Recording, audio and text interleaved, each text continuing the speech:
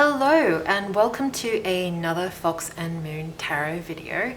Today I am talking about my favorite deck that I will be reviewing, the Universal Fantasy Tarot deck by Paolo Martinello. It's been published by Lo Scarabeo. I had to double check that. It is one of my favorite all-time decks, and it's one of the first tarot decks that I bought, I believe, after the Rider-Waite.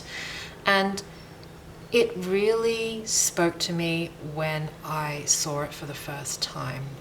And this was quite a few years ago, so I'm not sure if everyone's familiar with it, but it is one of my favorite all-time decks, and I'm going to talk a little bit about it. And I believe that this is actually the second incarnation of this deck from Lo Scarabeo. I could be wrong.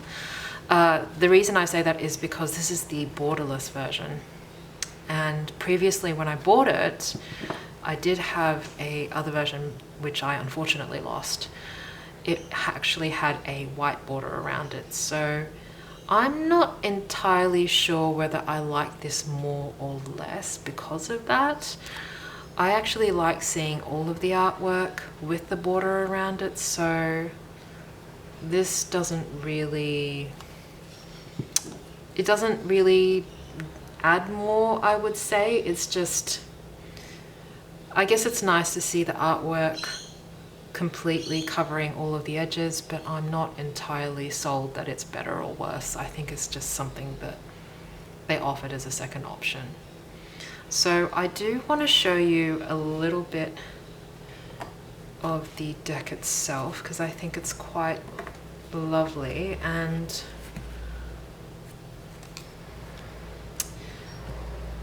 it has a really illustrative sort of feel, and a lot of the decks that I like have a very strong sort of illustrative feel to them. They have a very strong story behind them. There's a lot of depth to them in terms of the imagery.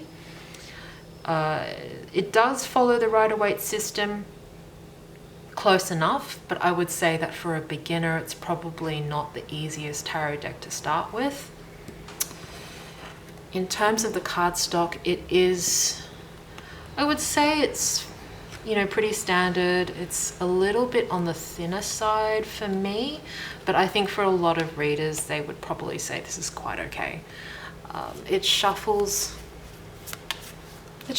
fairly well. It's got a nice matte finish, which I really like.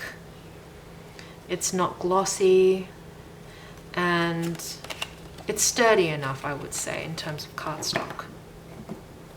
So the reason I really like this deck is because it does have a very strong, very distinct sort of art style, and if you're really into that sort of art style, it will really, I think it will really vibe with you. I immediately picked up this deck and I thought this is really the one for me. And I don't really connect with a lot of decks. There are only maybe 2 or 3 that I really connect with, and I would love to connect with more, but I think this is just how it is. I only connect with a few, and I love artwork, so it just seems like this really works for me. This is 6 of Wands, the High Priestess. Now, I want to talk a little bit about the artwork. The artwork is absolutely gorgeous, and I think what's really impressive is that sometimes when, well, I don't know about other people, but when I look at the artwork throughout this deck, the actual colors themselves, they connect to what I'm spiritually feeling. So purple, for me, connects with the crown chakra and with spirituality. As you can see in the High Priestess, she's got quite a lot of purple going on. So that makes a lot of sense, and I'm always surprised by how the colors play a really big part in giving a really connected reading. And here you've got the Knight of Swords, which is actually a woman, which is quite lovely. It's typically always, well, not always, but it's typically a man. A lot of traditional decks. Judgment, one of my favorite cards. It's got a lot of orange, which is connected to, I think, the root and the base chakra. Don't quote me on that. I think it's either the first or the second chakra, which is connected to survival and earthly matters and the beginning and the birth of things. Four of Swords, which also has quite a lot of orange in it as well. Connected to rest. Page of Cups. This is quite lovely because it's very different from what I'm used to seeing in the Page of Cups. The fish here is just enormous and it's literally standing beside the actual page.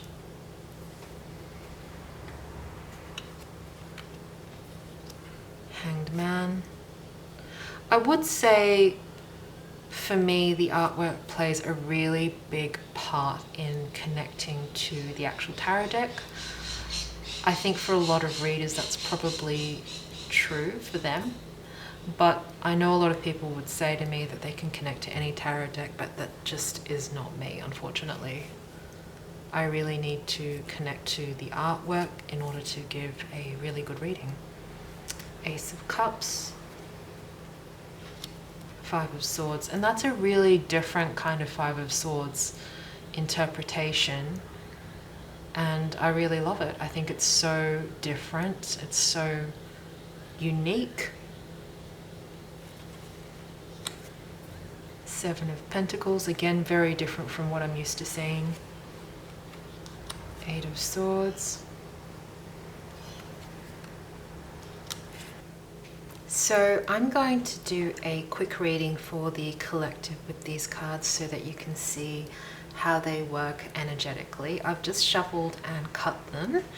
So what we've got here is an energy of change and a message of what it is that you need to do in order to enact that change.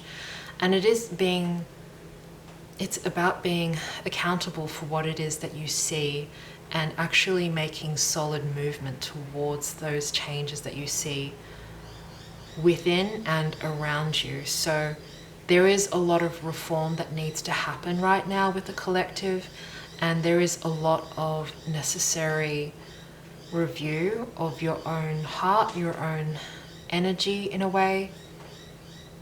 And it's change that is inevitable and something that can't be held off anymore. It's something that just has to happen, and it has to be really solid, and it's really important for people to see that this is actually happening. You can't just get away with whatever it is that you were doing before. The old ways just don't work. So when we see the Hierophant, it is about looking at our own belief systems, but it's also looking at systems that just don't work anymore. What is it that we've been doing for all this time, and have they actually been working, or are they just systems that have been old and dusty and don't work anymore? The way that we see ourselves, the way that we see other people through our own lens, it's actually about looking at the community at a really big level and deciding this isn't what I want to be anymore, this isn't who I want to be.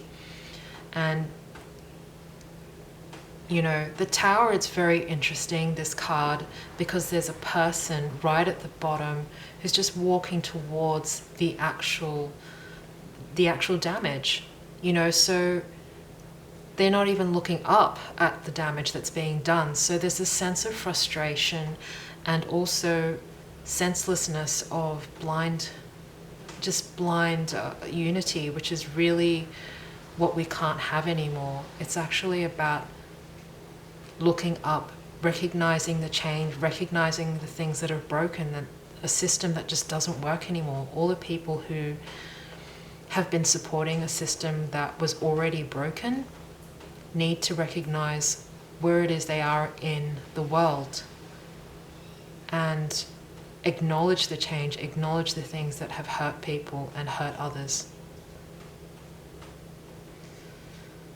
So I also think the collective really wants you to know, if you are watching this video at this time, to really be mindful of how you're putting yourself out there and how you're actually seeing yourself. and seeing others and seeing what's appropriate. And we need to actually think about others in this way. What does reform mean? And what will it mean for other people? And are we doing it in the right way? So